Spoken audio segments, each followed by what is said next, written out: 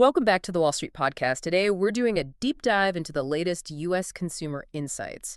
We're looking at the Morgan Stanley research report, the U.S. Consumer Chartbook 3Q 2025, what you need to know now. It just came out August 8, 2025. Right. It's their quarterly look, and it really breaks down the U.S. consumer picture. Focuses on three main things: labor market and income, consumption and sentiment, and credit in the balance sheet. And this time, they're spotlighting how labor income is doing, especially with, well, labor demand weakening recently. Crucial stuff to understand right now. Absolutely. Starting with the labor market, what we've seen is real labor income growth slowing pretty significantly. It was averaging nearly, 3.5% last year.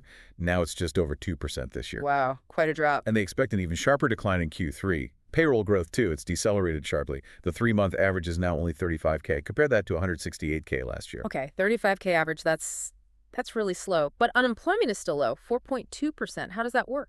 Yeah, it seems counterintuitive, but it's largely because labor supply growth has also slowed down. Fewer people entering the workforce helps keep that rate low, even with less hiring. Interesting dynamic. So how has this slowdown, this cooling demand hit different income groups, and what's that mean for overall real income? Well, looking at the cohorts, it's the middle income group, think manufacturing jobs. Largely, they saw the weakest employment growth.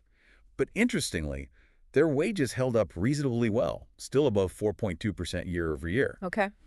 On the other hand, the lowest income cohort, remember, they had really strong wage growth after the pandemic. Right, they saw big gains. Now they have the weakest growth. It's only just barely outpacing inflation at 3.2%. So our projection is for real labor income to actually decline by 1.2% in Q3. Decline. Ouch. Yeah. And those lower income households, they feel it most. They face higher inflation pressures typically and rely more heavily on this slowing income. It shows where the squeeze really is. Okay, so a cooling labor market, shifting income picture. That must affect how people are feeling and spending, right? Let's talk sentiment and consumption. The report says sentiment only partially bounced back in Q2, still below last year across the board. That's right. It hasn't fully recovered. And people's expectations about future employment, those continue to soften. It all points towards consumption slowing further in the second half of 2025. But weren't retail sales okay in June? They were solid, yeah, which might seem a bit contradictory. Yeah. But the expectation is that goods consumption specifically will slow more significantly. Tariffs are a factor there, potentially hitting durable goods prices the hardest. Things like cars, appliances. The tariff impact. Makes sense. And while overall household net worth is still high, propped up by assets, which helped spending in the past, the forecast now is for real consumption growth to really slow down from 3.1% in 2024 down to just 0.6% in 2025. 0.6%. That's a major downshift. And only 0.7% in 2026. So yes, a much smaller contribution from the consumer to overall economic growth going forward. Okay, let's round this out. The third piece, credit and financial health. How are household balance sheets looking amidst all this? Well, as I mentioned, net worth is still elevated overall, even with a bit of a dip in Q1 2025. Financial assets are the main support there. Household debt did tick up in Q2, but importantly, debt service costs remain relatively low by historical standards. Okay, so debt is up, but servicing it isn't crippling yet.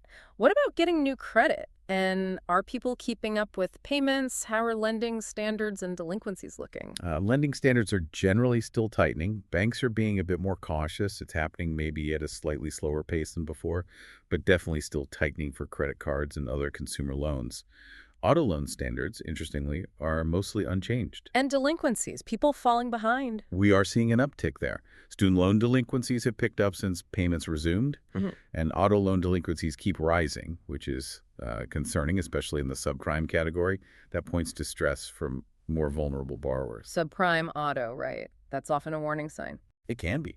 On the slightly brighter side, credit card delinquencies seem to have started stabilizing a bit. Okay, some stabilization there.